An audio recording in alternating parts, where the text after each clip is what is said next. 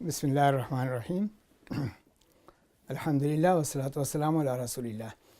We are going to have a series of lectures on the Seerah of the Prophet Sallallahu Alaihi Wasallam. Close the door, this one. We are going to have series of lectures on the Seerah of the Prophet Sallallahu Alaihi Wasallam. Seerah is a word which is especially used for the life story of the Prophet Muhammad Sallallahu Alaihi Wasallam. There are a few points which I would like to raise before we start the discussion of the life story of the Prophet Sallallahu Alaihi Wasallam. First, one must remember that the account of the life event, accounts of the events of the life of the Prophet Sallallahu Alaihi Wasallam is not like other stories to be told and for amusement or for pastime. It is something which Muslims are required to learn because they have to follow his model, his pattern. Quran specifically spoke, لَقَدْ كَانَ لَكُمْ فِي رَسُولِ اللَّهِ أُسْوَةٌ حَسَنَةٌ لِمَنْ كَانَ يَرْجُو اللَّهَ وَالْيَوْمَ الْآخِرَ وَذَكَرَ اللَّهَ كَثِيرًا. That indeed in the messenger of Allah there is a pattern, a model, an example for you. For whom? For the people who have belief in Allah and the last day and remember Allah much. So it is a sign of belief. So anything which the Prophet said, anything which he did, and all these are recorded in the books of Hadith and books of Seerah as well. So all these things are to be studied carefully and followed. They are to be put in practice by every Muslims. So Seerah is not just a story, something to be heard and to be told and that's all. No, it is something which every Muslim is required to learn in order to follow anything which the Prophet said or which he did and the way he lived. This is very important. Secondly, we must remember that Seerah or the account of the life of the Prophet Sallallahu Alaihi Wasallam can be taken only by the Qur'an and the authentic Sunnah. These are two basic sources for learning about the life of the Prophet Sallallahu Alaihi Wasallam. Qur'an is the first source. Qur'an speaks about him. It speaks about the matters which he, about the events which he faced in his life, the matters which he faced during his mission when he was confronted by the opponents and where he suffered a great deal in his effort to pass the message of Allah subhanahu wa ta'ala to the people. So Quran is the first source. You know, some Orientalists criticized the Quran that it does not speak about the Prophet. Quran is not an account or a source of the life of the Prophet Sallallahu Alaihi Wasallam.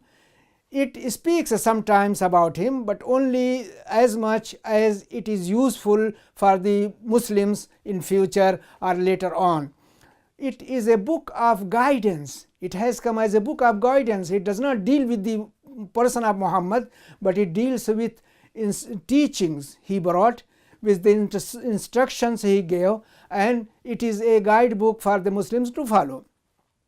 So Quran is the first source. Quran tells us that he was orphan. So we must learn from the Quran that he was an orphan. As a matter of fact, he lost his father before he was born. And then the second source, Sunnah. Sunnah or Hadith, what the Prophet said or what is reported about him, is also a very basic source of the life of the Prophet Sallallahu Alaihi Wasallam. But here one has to be cautious. Not every report can be taken as a source of learning about his life. Only those reports which have been authenticated by the scholars of Hadith, by the people who were involved in this literature, in this discipline. So only authentic report can be taken, and here I must tell you that many exaggerations were made around the Prophet ﷺ. You find them in the books. The scholars of books of hadith were very careful in selecting their material, but the writers of Seerah, they were not so careful. They wanted their books to be colorful.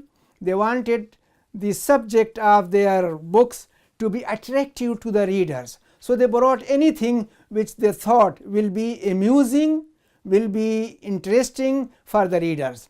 And for that reason, Imam Ahmad ibn Hanbal gave warning that 3 types of books are very dangerous. They should not be studied and should not be paid attention to, and he included Seerah books, Maghazi as it was called at the time, Maghazi books also among them, because he knew that the people exaggerated and filled so many unestablished, unfounded events in the life of the Prophet ﷺ that one finds is very difficult to sort out. For a common people, he doesn't want them to get involved in Seerah books. So anyhow, Seerah books also can be referred to, but one has to be there very, very cautious, more than he is required to do with hadith books. What was his name again? Who said 3 types of books are? Ahmad ibn Hanbal. Okay. Imam Ahmad ibn Hanbal who said it. Now then, of course, so we have Qur'an, the Sunnah, and even Seerah books can be taken. And there is another thing also you must remember, that the Prophet ﷺ, the Seerah was lost between ifrat and tafreet, between exaggerations and depreciation or reduction, or say reducing, what you call, what is against exaggeration? Exaggeration is just say reducing. I don't know what. So, what depreciation means? Huh? Reducing something? Depreciation is to lose value. Exaggeration is to put too much value. Okay. Embellish. So okay. Yes. So depreciation. So his Seerah is lost between exaggeration and depreciation. The depreciation came from the enemies of Islam. They did not put the real picture of the Prophet ﷺ in their writings. And the reason is very simple. His mission, or the religion he brought really caused him great loss. Islam took their areas of Byzantine Empire, Christian area, and they could not endure it, could not sustain it. So they became, they held hatred and kept a kind of grudge against the Prophet ﷺ, who brought this religion, who took all these parts from their power. So this is the reason. You know, it was very bad. They gave him abusive names, nicknames. They tried to distort the facts about his life. They did all that they could in order to defame him and to abuse him. And if you read the books of early period before 20th century, you find that they are very, very offensive to Muslims. But anyhow, this is how they did. They saw in him a man who was Christian in the beginning, and then being unsatisfied, changed and brought a new religion, which is not true. Quran makes it very clear that the Prophet Muhammad came to testify and confirm what the earlier books had said, and in the meantime the Quran is going to correct the information which are there, because their followers introduced a lot of corruption and a lot of distortion in it. So anyhow, if you read those books, you find that they are speaking very badly about the Prophet himself, about his person, about his behavior, and then about the Quran and about Islam in general. Their writings are not based on justice and they are not dealing with the Prophet or other things related to Islam fairly. It continued for a long time until we come to the 20th century, where the trend started changing. And the reason was because earlier they wrote in English or French or any European language, and Muslims were unable to know what they are saying. So they found themselves free to speak as much as they want. But now in 20th century, there were Muslim scholars who knew what they are saying, and they tried to refute their claims. So they became more careful. The first half of the 20th century, still there were some trends of that type to demolish the person of the Prophet ﷺ, to demolish the teachings of Islam, and to criticize Qur'an. But end of 20th century, we found some just scholars, some scholars which were honest, and they tried to deal with Islam and subjects related to it fairly. So it was only at the end. But still remember, there are some people who have not forgotten those old history, and they would like to kindle the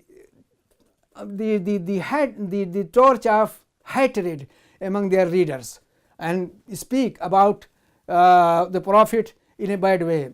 Another thing I would like to draw your attention, that the same thing what they are saying today were said by the opponents of the Prophet ﷺ during his lifetime. Quran relates those things. You will not find anything new said by these people. The kuffar of Makkah, the people who did not believe in him, they abused him, they criticized him, they labeled him with all kind of nickname just to demolish his personality. They said he was a magician, they said he was a soothsayer, they said he was a impostor. All these things were said by the early people, by Meccan disbelievers, which Quran has cited. All these things are repeated now. There is nothing new. So you must be very careful that what they are saying today, they have not discovered something new about the Prophet and they are talking about it. No, they have taken the same thing which was said at the time and which are recorded in the Quran. So this is one thing. Now this is depreciation. This is reducing the importance of the Prophet ﷺ and presenting him as a man who had no value, who had no respect, and who should not be given much attention. On the other hand, there was exaggeration, and this exaggeration came by the followers of the Prophet ﷺ, by the Muslims, that they exaggerated the account of the life of the Prophet ﷺ to an extent which cannot be accepted. The Prophet himself, warned his community, saying that La tuturuni kama atratin nasara al-masih ibn Maryam. Don't go to exaggeration in speaking about me as the Christians did with Jesus. They called him Son of God. They even called him God. But I am Abdullah wa Rasuluh. I am only slave or servant of Allah and his messenger. So put me where I am. There is no need for you to exaggerate. So this is how this lesson went beyond the attention of the Muslims. They did not care about it, and they because of love of the Prophet, as they claim, because of the love of the Prophet, as they claim, they color his person with so many fabulous story that his personality again is lost. These people, they even consider the Prophet not to be a human being, while the Quran is full of this statement and asking the Prophet to announce, Qul innama ana basharum mithlukum. Tell them that I am a human being, a mortal like you. There is no difference between me and you. The only difference between me and you is that I received the message from Allah subhanahu wa ta'ala. He chose me for that function. Otherwise, I and you are the same. I am human being, you are human being. I was born like you, any one of you is born. I am going to die like any one of you will die. So the Quran is asserting this again and again and again. But many people among Muslims, they feel that he has not died. He just gone in hiding and occultation. So he is still alive and he is available, he is present in any meeting, anywhere, and watching what is being done and hearing what is being said. That is the quality of Allah subhanahu wa ta'ala, that he is hadir and he is nadir, that he is present at every place and watching what is done and also hearing what is said. This is the quality of Allah subhanahu wa ta'ala. But many people will say that no, Prophet Muhammad also has this quality. So that is what is exaggeration.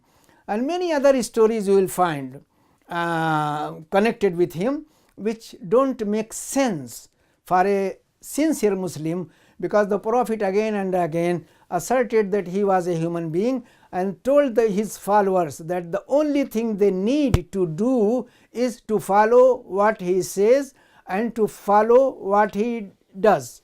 That is what they were required. But now there are so many books written in Seerah by these people who go to the extreme in exaggeration and say all kind of things which should not be said about the Prophet ﷺ. So this is how it is. These things you must keep in your mind before learning Seerah or before listening to any speaker who speaks about Seerah, and always refer the matter to the Quran. If what he says or if what you read in the Seerah books agrees with the statements of the Quran, you can accept it. But if it doesn't agree, then don't bother about them and then just leave them. What you are required to do is just to learn the Seerah of the Prophet ﷺ in order to follow what he said, what he did during his lifetime.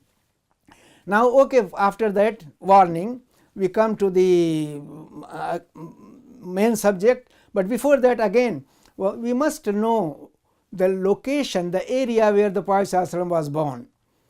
It is Arabian Peninsula. It is from three sides covered by the sea.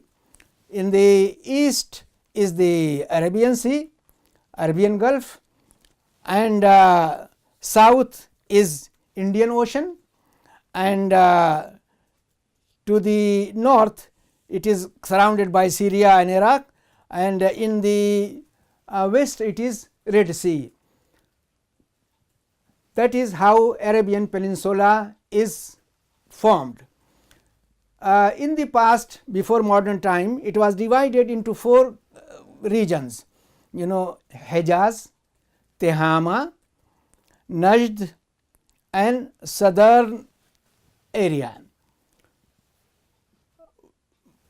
Basically, broadly, we can divide Arabian Peninsula even in that time into two sections, north and south.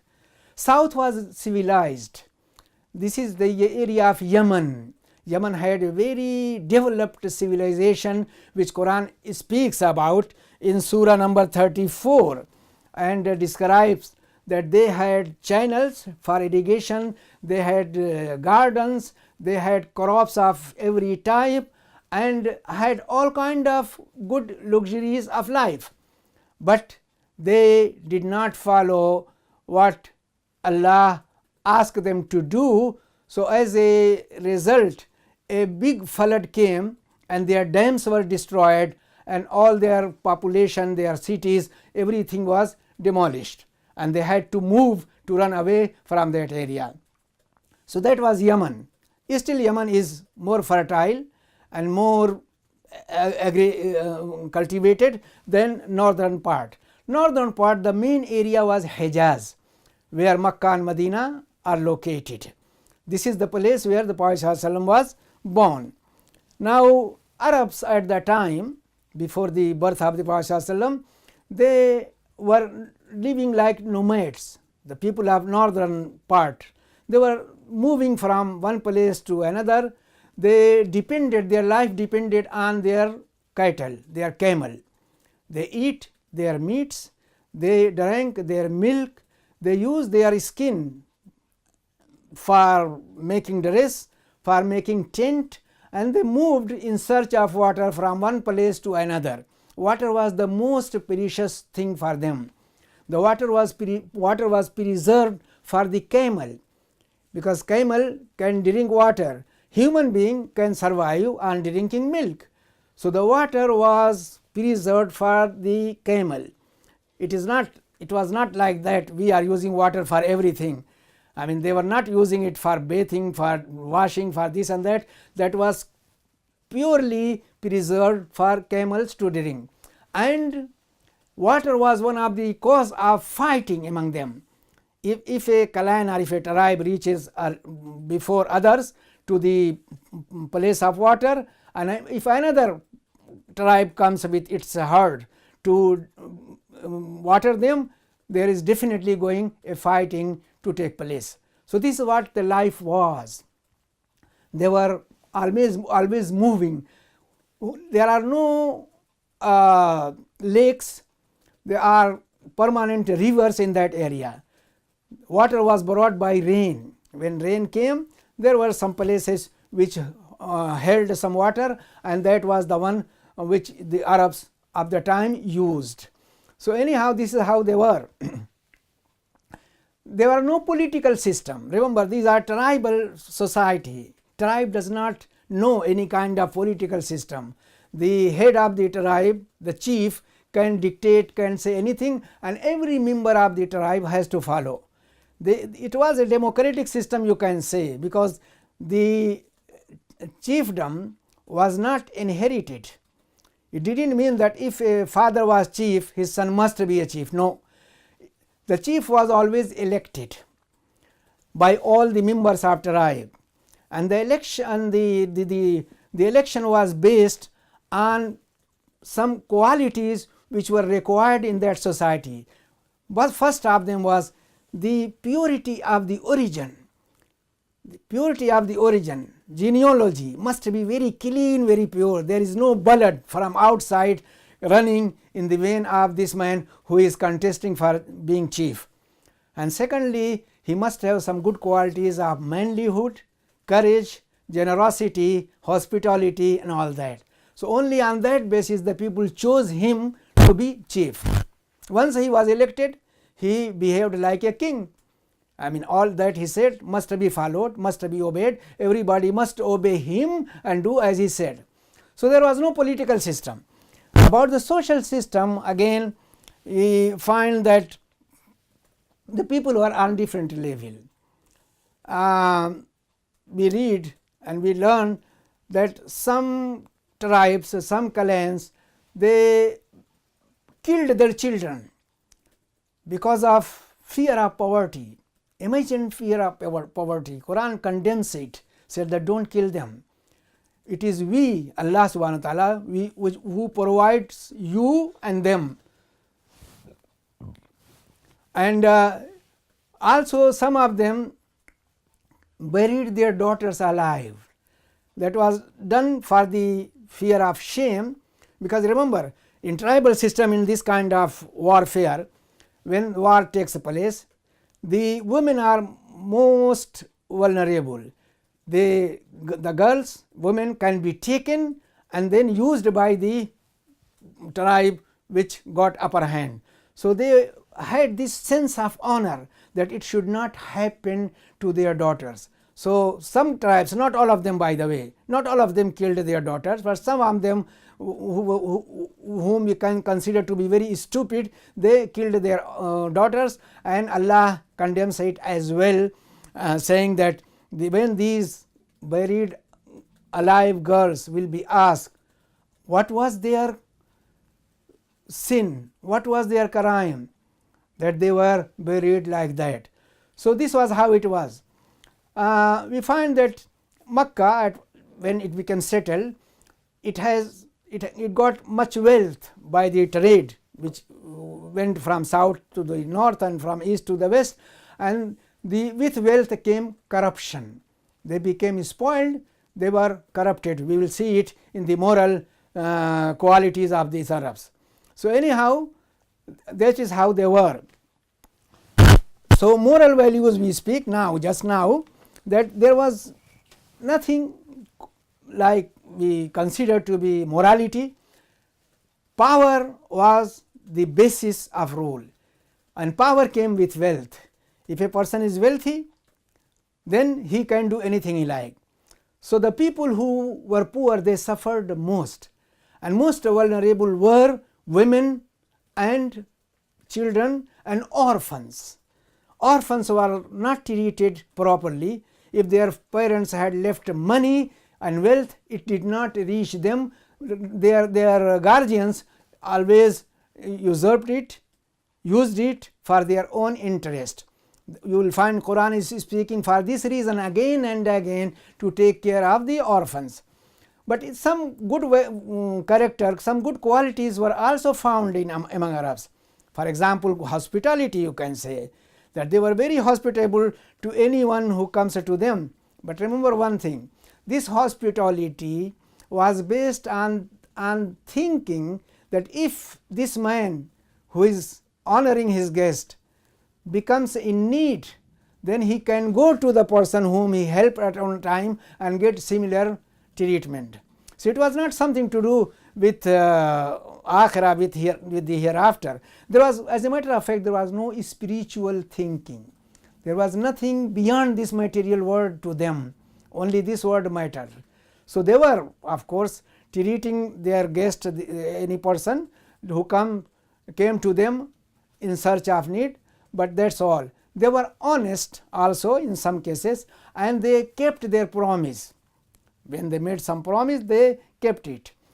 But this is how they lived, and the tribe was knit together, and they were bound to help one another at any time one finds himself in need or in distress. Then about religion, there was no religion. No revealed religion was found among Arabs. The concept of religion was very vague with those people. They had no idea of God.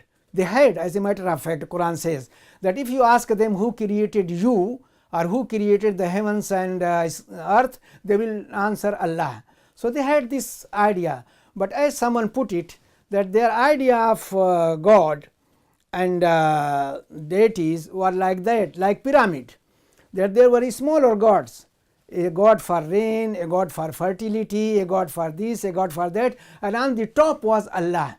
So, they believed that the real creator is Allah, but they believed that he has got many partners, many associates who help him in his work, and this is what is called a shirk, and Quran condemns it rigorously and said that shirk can never be forgiven by Allah. There were groups of Christians and Jews among the Arabs. Jews were living among Arabs in Medina, in Yathrib, but the impact of their religion was none, not at all. The Arabs were not influenced by them at all. They did not believe in Christianity, they did not believe in Judaism. So, they were left just like that, and then later some kind of idolatry spread among them. So, they started having an image, an idol whom they worshipped and to whom they referred their matters. This was, as we read in the books of hadith, that this was done by a man who went to Syria and he saw some idols being worshipped, so he brought some, and then from that time idolatry, idol worship spread among Arabs. But they were not very faithful to their idols. You have to remember, they were not very faithful to their gods. It is said in the books of history of Arabic literature mainly, that a man will ask his god, he will ask his advice concerning some matters, will throw lot, will cast lots whether I should do it or should not do it, and then if the result is that don't do it and he wants to do, he wouldn't bother, he will do it. So, the importance of gods were not very real one. Anyhow, this is how they lived.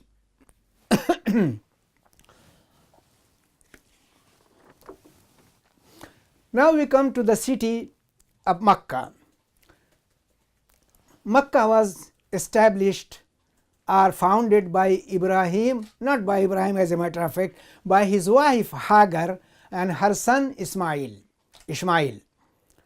They were the one who really founded this city, which has become so important and so great. What happened? It is recorded in Hadith book, authentic ones, that for some reason when Ibrahim got his first son Ismail, he decided to take them out of his house and leave them in Makkah. He took his wife Hajar as we said, and Ishmael to that place where today Kaaba is, and then left them there and turned. A very emotional story you find. A very emotional story is recorded. The wife followed the husband, asking him why he is leaving them here, why he left them here, but Ibrahim was unable to answer. He is going ahead and she is following him, and he did not turn back to look at her or answer or reply her question. Then she asked, the lady asked, that is it a command from Allah? He said yes. So the lady became satisfied. She was relaxed and said that, well, if it is Allah's will, then He is not going to let us perish. He is going to take care of us, and we don't care after that. And after walking a little distance, Ibrahim stood when he was away from the sight of his wife, and then he raised his hand and prayed to Allah subhanahu wa ta'ala that I have left my family in this desert, in this valley which grows nothing, and it is near your sacred house. So make some people go to them and live there. Let me give you the number of the verses. Yes, it is Surah number 14 called Ibrahim, and ayah 37. When Ibrahim spoke to Allah and pleaded to him to take care of his family, and Allah did it as Ibrahim's wish was. So anyhow, Ibrahim left a small quantity of date and some water with the family. Now they survived on those dates and water. When it finished, then of course the boy, the child, started crying. He needed some food, he needed some water, but there was none available. So the kind mother left the child on the ground and goes to the hill of Safa and goes up to find whether there is any sign of any caravan passing or any other things who can bring help to the child and to the mother, but there was nothing around. So she ran from Safa to other hill called Marwa. These two hills are there in Makkah, and the pilgrims go between them. She goes to Marwa and then goes up and looks around again to see whether there is any sign of any human being or any sign for water or anything like that. But again, being frustrated, she runs back to Safa. Between Safa and Marwa there was a low place. In all these running, her eyes are fixed on her child. She is looking at the child. So there was a low ground between Safa and Marwa. When she reached there, the child was absent from her sight. So when she reached that place, she ran. She ran until she came to the higher place and can see the child. So she did it 7 times. Started from Safa and ended at Marwa. But there was no help coming from outside. Then she heard something, and then she said, "Who is there? If you have any help, please come and help us." And then she came to the child and found that where the child was rubbing his heel, there was water gushing from that place. So she stopped the water, she made a boundary, and they survived. That is Zam. It is said that she didn't like water to be wasted, to flow everywhere. So she said Zam in that language, means stop. Anyhow, the water was available, and they survived. After some times, a tribe was passing by that area, and they noticed that there is water. As I said earlier, water was the spring of life. It was the main source of life in that desert. So they noticed that there is water, seems to be water. They came and asked permission from Ismail's mother to stay there. So she said, "Okay, fine, you can stay here." And she also needed help. She also needed some people to be around to take care of their child and to take care of her. Anyhow, they stayed there. And that is how Makkah was founded, you can say, that some people came and started living. Then again something happened to Ibrahim and Ismail.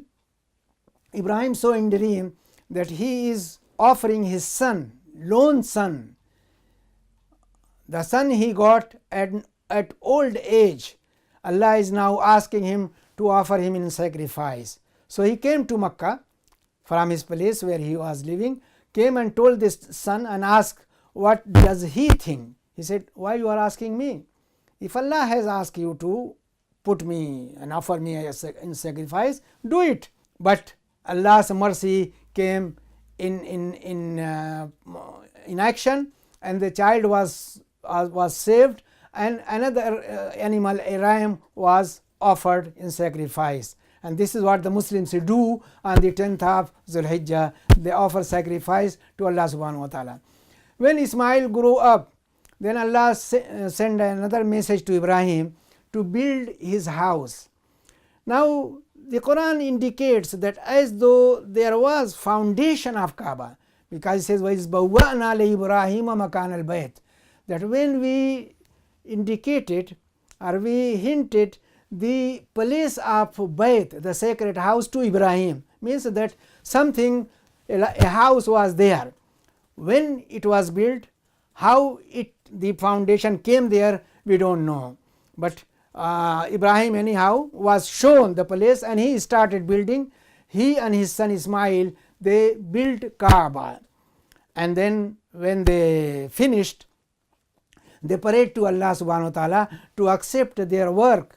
And they prayed another thing. Ibrahim prayed that to raise from these people who will live there a messenger who can recite Allah's verses to them and purify them and teach them book and wisdom, al-kitab al-hikmah. His dua was accepted, and as a result of his dua, his prayer, we got Muhammad sallallahu alaihi wasallam. So you have to connect Muhammad with Ibrahim through Ismail. Many prophets came through his other son Ishaq, and many were there. Ishaq's son was Yaqub, who was also given title of Israel. Banu Israel are these Jews people, the one who are related to Yaqub. So all those prophets came from the line of Yaqub and Ishaq. Ismail's line was just left by Allah subhanahu wa ta'ala to raise a prophet who will be more superior than to anyone else.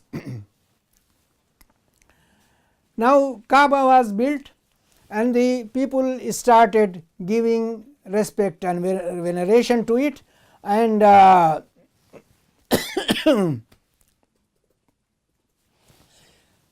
Kaaba became the sacred place for Arabs, and people used to come to visit it, and around the Kaaba in that area, the area became sacred and holy.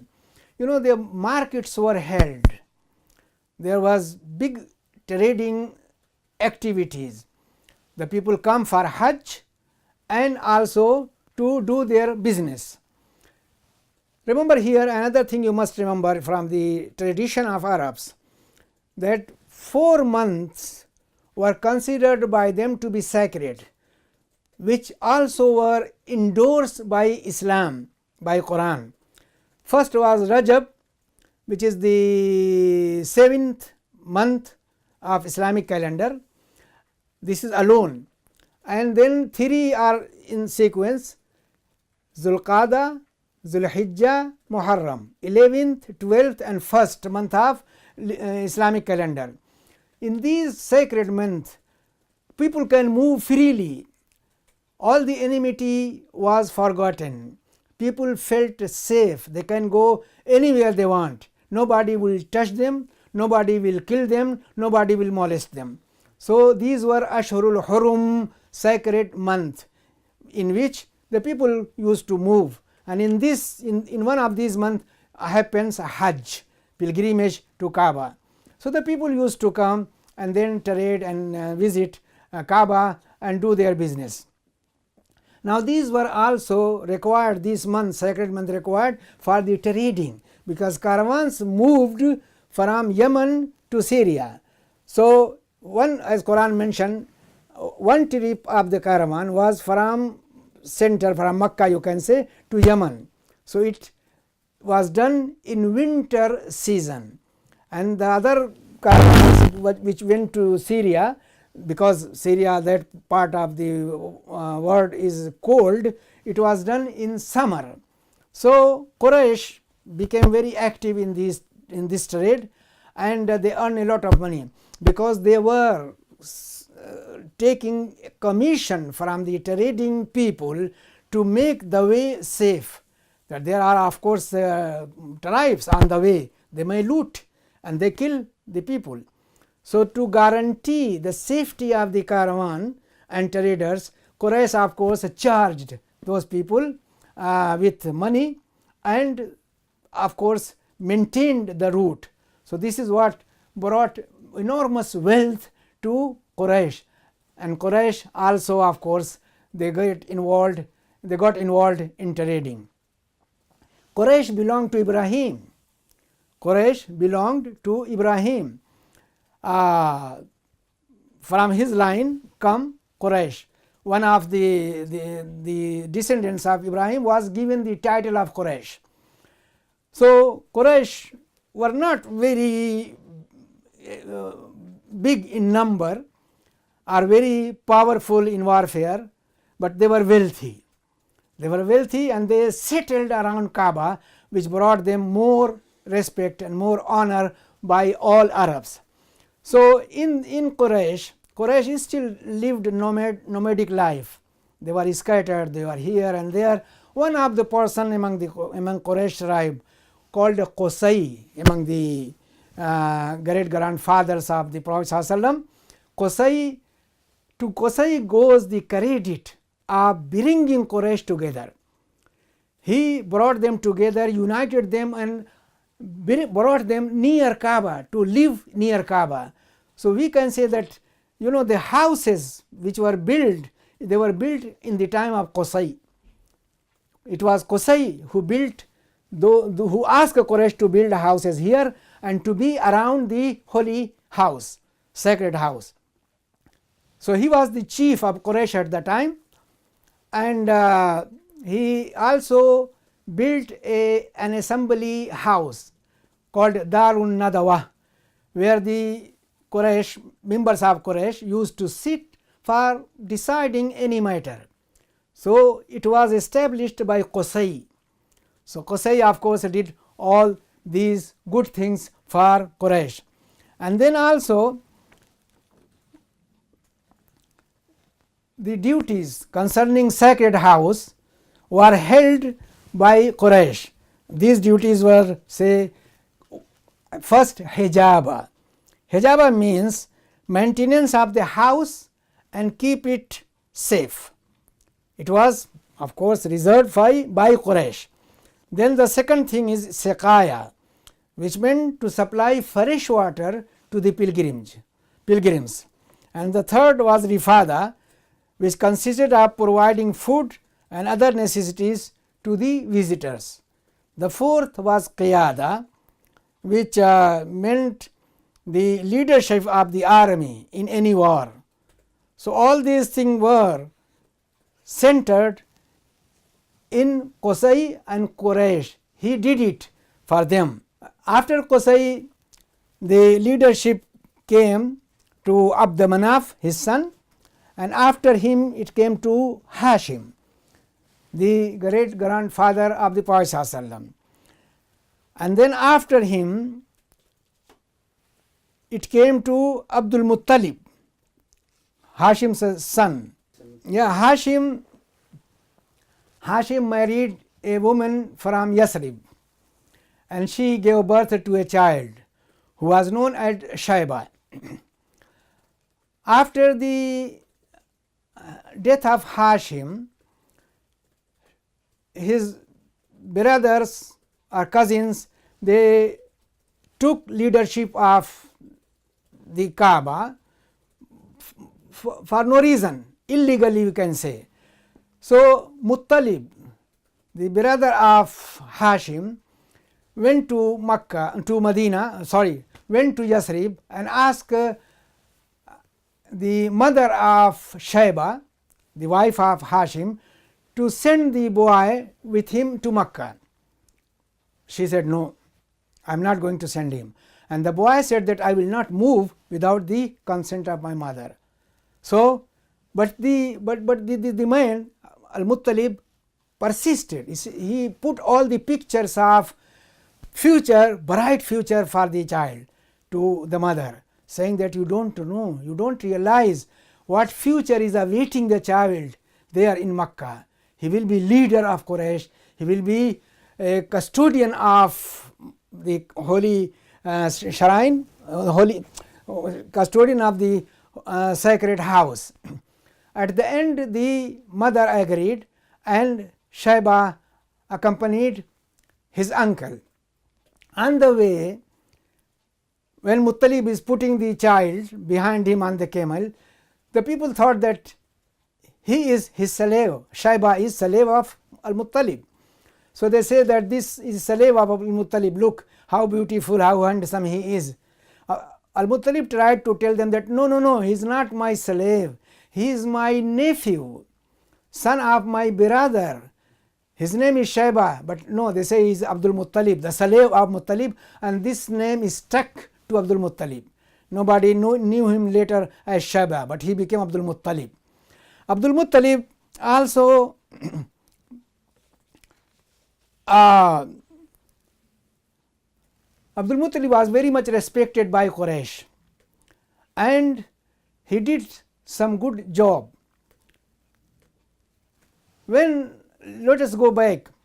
When that Arab who was called Jurhum, who came first and stayed with Ismail and his mother, they were custodian of Kaaba, they were the caretaker of it, but they got involved in corruption, in immoral acts.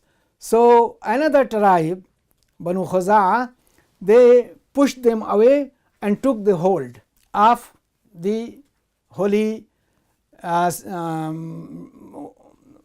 house, sacred house.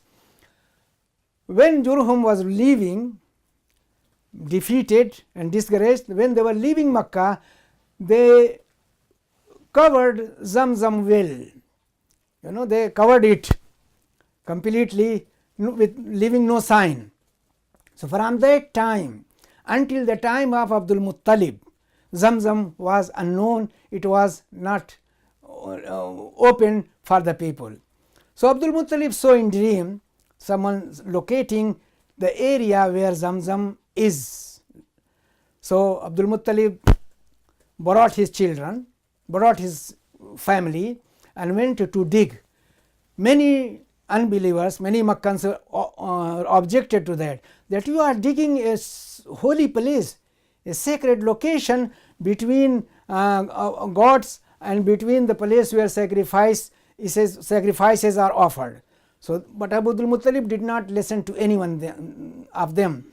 He continued digging until he got the real lid or cover which was put on Zamzam, and Zamzam was there again. So, Makkans became very happy, very pleased. This was one achievement of Abdul Muttalib. Now, there is another thing, that when Kaaba became very popular and when Arabs from throughout the Arabian Peninsula, they started coming there, a Christian governor of Yemen was taken by Abyssinian army, Abyssinia was ruled by Christian monarch.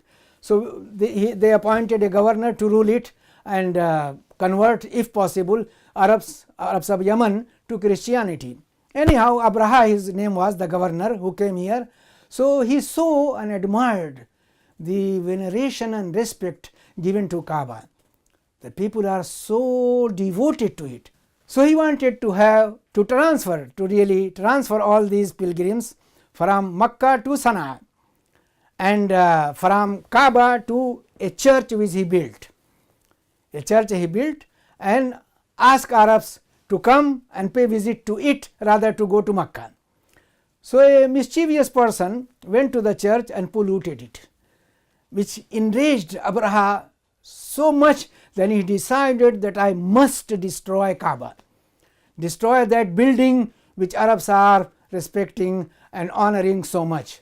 So, he marched towards Makkah, and his army included an elephant, an animal which was not seen by Makkans before. They did not know that huge animal with a trunk in front and very short tail on the back. That was elephant. They never saw it.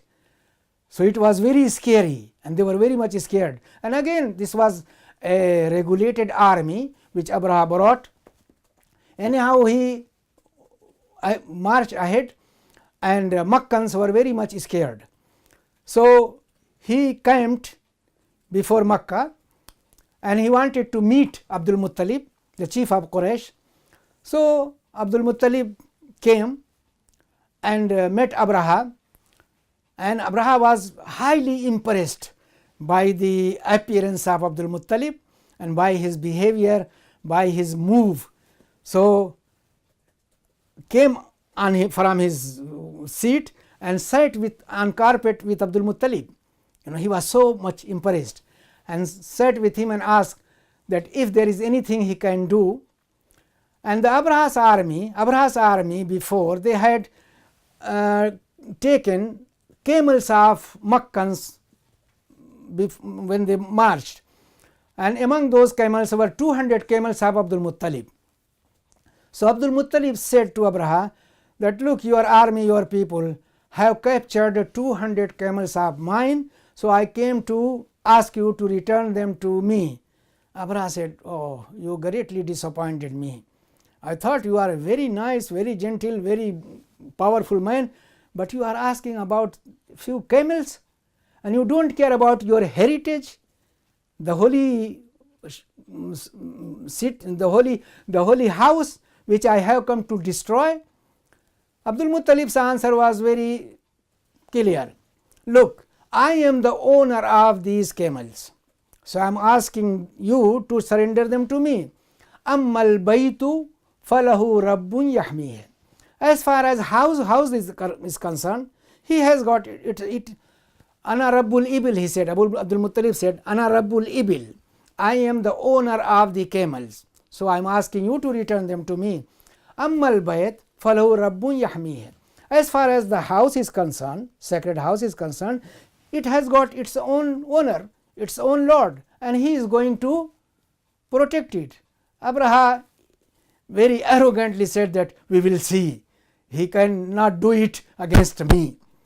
He said, okay, we will see. Then Abdul Muttalib came back to Makkah and asked people, their residents, to go and take refuge among the hills and leave Kaaba in the protection of Allah subhanahu wa ta'ala. Abraha marched, and then at one point when they came closer to Kaaba, Abraha's elephant knelt, sat down. They tried to move it, make it rise and march. It shouldn't budge. It didn't move. When they turned it to the other side, it ran. But when they turned to the Kaaba, it again knelt, again sat. And it didn't move. And at that time Allah sent birds, as Quran has mentioned the story in chapter 105, Suratul Fil, that Allah sent birds carrying stones, sharp stones, which they bombarded on the army of Abraha, and as Quran said, they were completely destroyed and Abraha's mission failed. By the way, here there is an explanation by those people who are very rationalist and they don't believe in this kind of unusual thing. They said that what happened, that at that time smallpox spread in Makkah. It was never seen before. It affected the army of Abraha and they were completely destroyed. Well, Quran tells us that Allah sent ababil, those flocks of bird. I mean, we will believe in the Quran, rather we go to find another excuse for this destruction of the army of Abraha. After that incident, of course, the importance of the Kaaba increased and the importance of Quraish went beyond any limit. They were considered to be the people of Allah. Allah protected them from above and Kaaba was protected by Allah. So both the reputation of Kaaba and reputation of Quraish became very, very great, and all Arabs now, even those who did not pay visit to Kaaba and did not meet Quraish before, they marched, they came to Makkah and paid their respect to the Kaaba and also their honor to Quraish. That's all right.